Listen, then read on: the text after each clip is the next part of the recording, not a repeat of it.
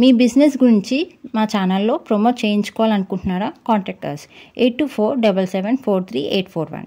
If you want to promote your shop business in a channel, you can call me to above number. ఏరెన్నొంకలు తిరిగినా సముద్రంలోనే కలవాలని పెళ్ళం మీద మనసొచ్చింది కావాలా. ఇన్నాళ్లుగా మాట అయినని కొడుకు ఒక పిల్లని తీసుకొచ్చి ఇంట్లో పెట్టాడని సంబరపడన, హోటల్లో తిరిగే పిల్లని తీసుకొచ్చాడని ఎడవన, ఇలా తిట్లు తిట్టే బామ్మ తెలుగు తెరను వదిలేసిన ఆ తిట్లు ఇంకా వినిపిస్తూనే ఉన్నాయి. ఒక నటి జీవించి ఉందంటే అది సినిమా మీద ఉన్న ప్రేమ కారణం. కాలం మారుతూ వస్తుంటే ఈ అభిమానము మారుతూ వస్తుంది. ముఖ్యంగా ఇప్పటి సోషల్ మీడియాలో ట్రోల్స్ అవుతున్న మీమ్స్, సినీ డైలాగ్స్, ఒకప్పటి తారలను అనుకరించడం, ఇవన్నీ ఒకనాటి నటనను, అప్పటి తారలను మళ్ళీ తెర మీదకు తీసుకొస్తుందని చెప్పాలి. ముఖ్యంగా ఈ మధ్యకాలంలో మన బామ్మ పాత్రల నిర్మలమ్మని తీసుకుంటే ఆమె సహజమైన నటన తెలుగు చిత్రాలనే కాదు, మన తెలుగు లోగిలలోనూ పూరితం చేసిందని చెప్పాలి. అంత సహజమైన నటన ఆమెది.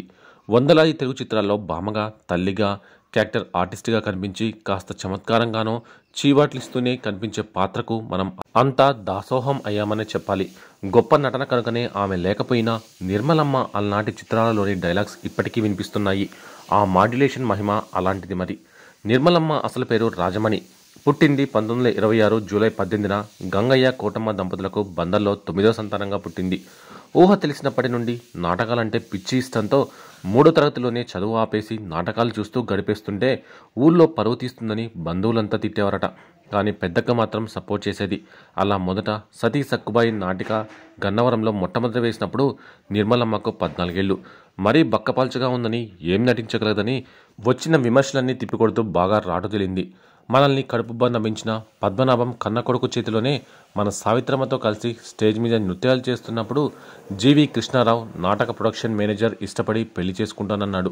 పెళ్లి చూపుల కోసం నిర్మలమ్మ ఇంటి వద్దకు వెళ్ళినప్పుడు పెళ్లి అయ్యాక కూడా నటిస్తానని, తన నటనకు అడ్డు చెప్పకుంటేనే ఈ పెళ్లికి ఒప్పుకుంటానని కండిషన్ పెట్టింది. అలా నిర్మలమ్మని రెండో భార్యగా స్వీకరించాడు కృష్ణారావు. ఇక ఇద్దరూ కలిసి నాటక కంపెనీ ఉదయం స్థాపించి నాటకాలు వేసేవారు. అలా వేస్తూ 1943 చివరిలో గరుడ గర్వభంగంతో ఒక్కసారిగా సినీ రంగంలోకి ప్రవేశించింది నిర్మలమ్మ. ఆపై నిర్మల చేయని పాత్ర అంటూ లేదు. ఆ తర్వాత కాకినాడలో కరువు రోజులు అనే నాటకంలో నటిస్తుండగా నటుడు పృథ్వీరాజ్ కపూర్ నుంచి ఆమెకు ప్రశంసలు అందాయి. ఇంకో సందర్భంలో ఏకవీర నాటకంలో గిరిక పాత్రను వేసిన నిర్మలమ్మను కవి సమ్రాట్ విశ్వనాథ సత్యనారాయణ చూసి నీలో ఇంత నటన ఉందని అనుకోలేదు అంటే అమాయకంగా నవ్విందట నిర్మలమ్మ. మరోసారి మనుషులు మారాలి అనే చిత్రం శతదినోత్సవాలకు వెళ్ళిన హిందీ నటుడు ప్రాణ్, నువ్వు శోభన్ బాబుకే అమ్మ కాదు, భారత్కి మా అని అన్నాడు. అప్పట్లో ఆయనతో 4 ముక్కలు హిందీలో మాట్లాడలేకపోయానని చాలా సందర్భాల్లో చెప్పుకొచ్చింది. జమీందారాణిగా, రాణిగా కన్నా ఆమె సగటు బామ్మగానే అంత గుర్తుపెట్టుకున్నారు. ఆమె తెర మీద బాధగా డైలాగులు చెప్తుంటే ఇక్కడ కూర్చున్న ప్రేక్షకుడి కళ్ళు తడవాల్సిందే, తిట్టిందంటే నోరు మూసుకోవాల్సిందే. గాఢ నిద్రలో కూడా నిర్మలమ్మ తిట్లు లేపి కూర్చోపెడతాయంటే అతిశయోక్తి కాదు. అలాంటి నిర్మలమ్మ సినీ ప్రయాణం ఎందరో అగ్రహీరోలతో, హీరోయిన్స్తో పోటాపోటీగా సాగింది. 60 ఏళ్ల పాటు తెలుగు తెరపై పలు పాత్రలను పోషించిన నిర్మలమ్మ జీవితంలో HM Reddy, BN Reddy, KV Reddy దగ్గర పనిచేయలేకపోయాననే బాధ నిర్మలమ్మకు బాగా ఉండేది. రఘుపతి వెంకయ్య అవార్డులు లాంటివి తమలాంటి వారికి దక్కలేదని ఆమె అవసాన దశలో చాలా బాధపడేది. దాదాపు స్టార్ హీరోలందరికీ అమ్మగా, అమ్మమ్మగా, నాయనమ్మగా నటించి అందరికీ సుపరిచితం అయ్యారు. కొన్ని చిత్రాల్లో ఆమె చేసిన బామ్మ పాత్రలతో తెలుగు ప్రేక్షకుల హృదయాల్లో తాను నిలిచిపోయారు. నిర్మలమ్మ ఏ పాత్ర చేసినా ఆ పాత్రలో జీవించేది. ఇక నిర్మలమ్మ సినిమాల్లోకి రాకముందు నాటకాల్లో నటించింది. తర్వాతే సినిమాల్లోకి అడుగుపెట్టారు. ప్రొడక్షన్ మేనేజర్ జీవి కృష్ణారావు ఓ సినిమా షూటింగ్లో నిర్మలమ్మను చూసి ప్రేమలో పడ్డాడు. నిర్మలమ్మ సినిమా షూటింగ్లలో చాలా పద్ధతిగా ఉండేవారు. అందుకే కృష్ణారావు తన ప్రేమ సంగతి ఆమెకు చెప్పకుండా నిర్మలమ్మ ఇంటికి వెళ్ళి వాళ్ళ తండ్రితో పెళ్లి విషయం మాట్లాడారు. ఆ పెళ్లికి అందరూ ఒప్పుకున్నా నిర్మలమ్మ మాత్రం నో అన్నారు. దానికి కారణం కూడా లేకపోలేదు. తాను నటనకు దూరం కావాల్సి వస్తుందన్నది ఆమె భయం. అప్పుడే పెళ్లి చేసుకోవాలంటే కృష్ణారావుకి కండిషన్ పెట్టారు నిర్మలమ్మ. షరతులకు కృష్ణారావు ఒప్పుకున్నారు. ఇష్టపడి పెళ్ళైతే చేసుకున్నారు, కానీ వారికి పిల్లలు కలగలేదు. దీంతో నిర్మలమ్మ డిప్రెషన్లోకి వెళ్ళిపోయారు. ఆ టైంలో సినిమాలకు దూరమయ్యారు. కృష్ణారావుకి కూడా ప్రొడక్షన్ మేనేజర్గా అవకాశాలు సన్నగిల్లాయి. ఆదాయం లేదు, అప్పులు చేయాల్సిన పరిస్థితి.